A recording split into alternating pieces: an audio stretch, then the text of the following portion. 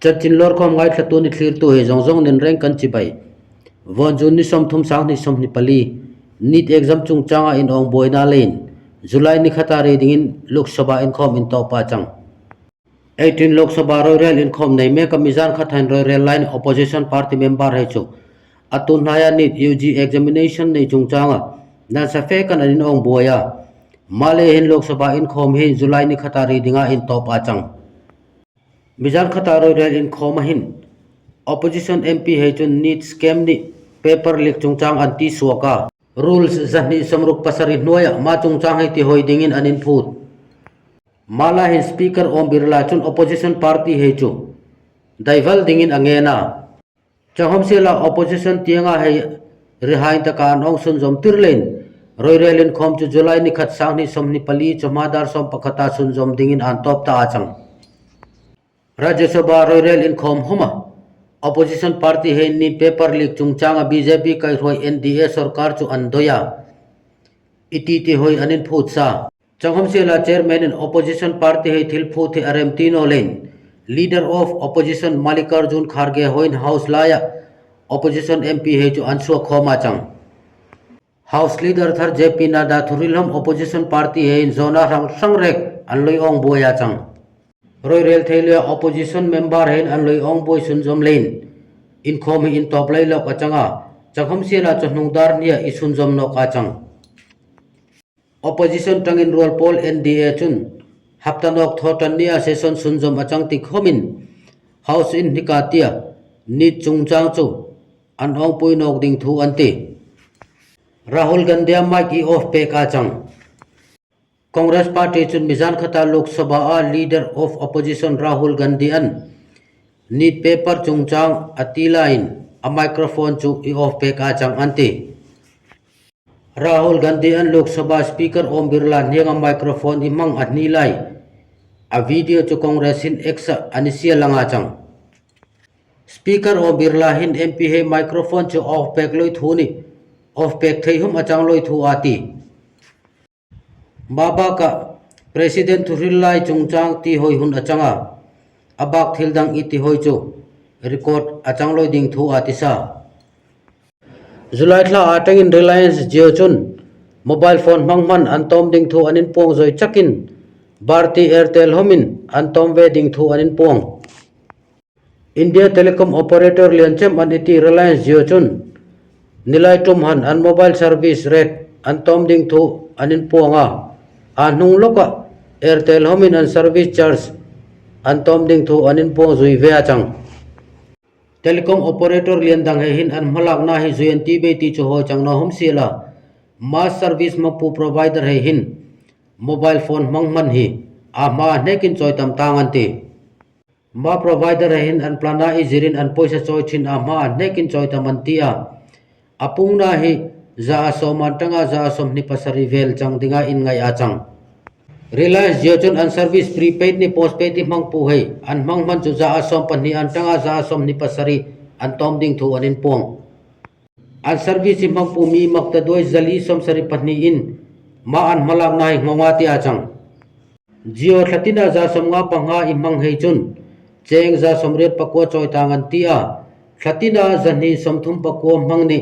data 1.5 GB mang thin hei homin cheng zani som ko pakwa choi tul tang ati annual package he dek chun cheng sang ni zakwa som ko pakwa atangin cheng sang thum zanga som ko pakwa kai tang ati achang Bharti Airtel homin an service mangmani an toma an annual plana sakhat jasari som ko pakwa I chang thin ha sakhat zakwa som ko pakwa akai ta ka marem rodna hi ma company in nikahin July ni thuma tang hin amang antuma makata an service mangman antom da san hi 5G khol nei na dinga poisa an seng nem lei achanga service provider dang he hin hongen ton ve anti be ti chu hoi achang no biagini se he bol thar nok dingin All Manipur Christian Organization amko chun India President Draupadi Murmu nianga ziakin ngen na asiam minority Christian nianga veng himna peding ni meite ku ki boina le ya bekin sia in ding tharnok dingin India President nianga anit lunga chang am ko he Manipur Christian Paul inzom khom lian chem an changa Koiran denomination ni namtin atangin palai an omanti am ko chun Manipur Governor Anusuya Uiki nianga me ni som pariat sang ni som ni pathum dai ta kahan ngen na an loi siam ta ka changhom se la boina hom atiam loi la ya biakin bol that chu nai sai loi tak a chang am ko chun India President nianga an memorandum achun President Murmu Noya Central ni State Sarkar in Manipur boina in Feldinga ma alag na chu lom thu an sila mala hin vonaria boina alatiam thailo chu an ngai mo tak zeta chang anti am ko chun Meitei Christian doi dal to Paul hein Meitei Christian hein nan sa fe kan an bituma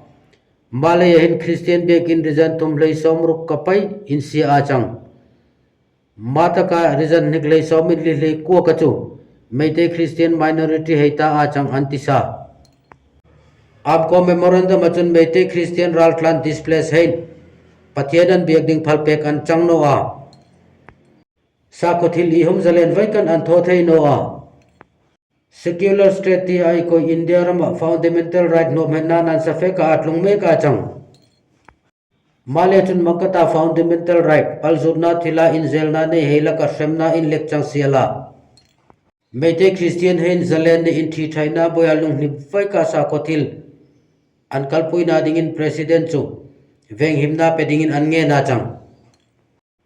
am ko chun bekin se he chu sarkarin abol that theina dinga mala dingin president an ngen Manipur chu namtin chitin ringna sangsang lungun rol vai kan om hoi theino kan titi namnet atia sa khobek namun he chu sarkarin ading thar nok chun mi puilungril indam no katia lungin rolna ni in pum khatna tungding thar no ka ti am ko chun India dan pui noya secularism sa khwazalen na hum him achang thai na dingin minority he chu president in zakom takin hum him na pe sela an bekin he in ding thar no reseti in ngen na an siama chang mar in pui Jerbam region chun thu in so isiamin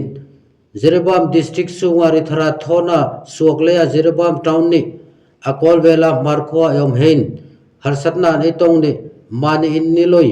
irokhali tul khopa an yom chu an ngai mo thu anti mar in pui Jerbam region chun nisom ni pasari a thu in so an siam dong zoi chun ral tho min lek then kan harsatna an siam lein an inan loi isu khal dingin an sila an inan loi an isu khal he hi asunga chungloi silje maria in ruin anisiet peka mangke achang len Jerbam town ni akol vela markho hai chu ngai to om khek an chang thu anti mar in pui chun ritharha thona amo phur pu he chunga mala dingin district roi rel na ni dan ni thupek in lek pu he an nge na mami so le hi mana